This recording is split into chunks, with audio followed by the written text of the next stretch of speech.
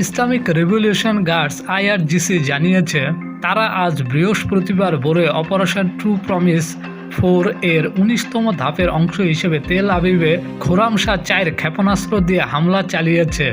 বৃহস্পতিবার 5 মার্চ ভোরে এক বিবৃতিতে বলা হয়, প্রতিটি 1 টনের ওয়ারহেড বহনকারী ক্ষেপণাস্ত্র দিয়ে কেন্দ্রীয় তেল আবিব বেন গুরিয়ন বিমানবন্দর এবং বিমানবন্দরে থাকা ইসরায়েলের বিমান বাহিনীর 27তম স্কোয়াড্রনের ঘাঁটির দিকে হামলা করা হয়।